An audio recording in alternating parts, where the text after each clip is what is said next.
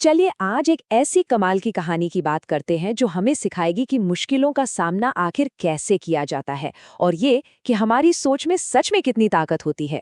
ये एक ऐसी कहानी है जो शायद सोचने का नजरिया ही बदल दे। सोचिए जरा, एक ऐसी दुनिया में पैदा होना जहां ना हाथ हो ना पैर। निक वुजेसिक के लिए ये सिर्फ एक कल्पना नहीं थी, ये उनकी जिंदगी की पहली और सबसे बड़ी हकीकत थी।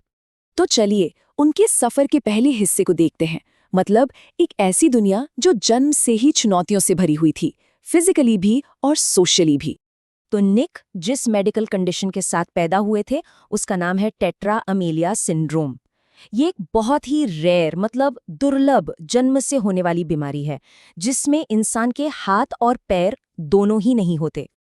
लेकिन जानते हैं, फिजिकल चैलेंजेस से भी बड़ी थी इमोशनल और सोशल मुश्किलें। स्कूल में लगातार उन्हें बुली किया जाता था और इसका नतीजा ये हुआ कि वो अक्सर खुद को दुनिया में एकदम अकेला महसूस करने लगे। अब बात करते हैं उनकी कहानी के सबसे मुश्किल, सबसे अंधेरे दौर की। एक ऐसा वक्त जब सारी उम्मीदें, आप कह सकते हैं, लगभग टूट चुकी थी। और ये सब हुआ जब वो सिर्फ 8 साल के थे। सोचिए वो उम्र जब बच्चे खेलते हैं, दुनिया को एक्सप्लोर करते हैं। उस उम्र में वो अपने दर्द की इंतहा पर थे। उनके मन में ये बात घर कर गई थी कि वो अपने ही परिवार पर एक बोझ बन गए हैं। और ये एहसास इतना भारी हो गया कि उन्होंने अपनी जिंदगी खत्म करने की कोशिश की। लेकिन कहते हैं ना कि सबसे घने अंधेरे के बाद ही सुबह होती है। और बस यहीं से उनकी कहानी में वो टर्निंग पॉइंट आया, निराशा से उम्मीद की तरफ। ये जो टाइमलाइन है ना, ये उनकी जबरदस्त ट्रांसफॉर्मेशन को दिखाती है। देखिए, 8 साल की उम्र में वो पूरी तरह निराश थे।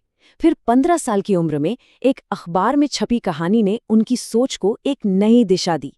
और आज वो पूरी दुनिया के लिए उम्मीद की एक मिसाल हैं। और पता है सबसे जरूरी बात क्या थी? ये एक फैसला था। कोई बाहर से चमत्कार नहीं हुआ।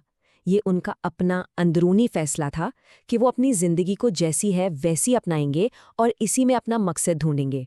बस इस एक फैसले ने सब कुछ बदल कर रख दिया। तो देखते हैं कि अपने इस नए मकसद के साथ उन्होंने क्या क्या किया। उनके मैसेज का जो असर हुआ है वो वाकई कमाल का है। उन्होंने डायरेक्टली 30 लाख से ज्यादा लोगों की जिंदगी को छुआ है, उन्हें एक नई उम्मीद, एक नई प्रेरणा दी है। और ये सिर्फ एक जगह पर नहीं हुआ, उन्होंने 24 से भी ज्यादा देशों में जाकर ये काम किया है। मतलब उनका जो इम्पैक्ट है वो ग्लोबल है। लेकिन रुकिए, उनकी कहानी सिर्फ बातें करने तक ही नहीं है, वो अपनी जिंदगी जीते भी हैं। वो सर्फिंग करते हैं, गोल्फ खेलते हैं और तो और एक नॉन प्रॉफिट ऑर्गेनाइजेशन भी चलाते हैं। ये इस बात का सबसे बड़ा सबूत है कि असली सीमाएं हमारे शरीर में नहीं बल्कि हमारे दिमाग में होती हैं। तो इस सारी बातचीत को इसी एक सवाल पर खत्म करते हैं। निक की कहानी हमें ये सोचने पर मजबूर कर देती है कि हम सबकी जिंदगी में ऐसी कौन सी लिमिट्स हैं जो शायद असल में हैं ही नहीं, बस हमारे दिमाग ने उन्हें बना लिया है।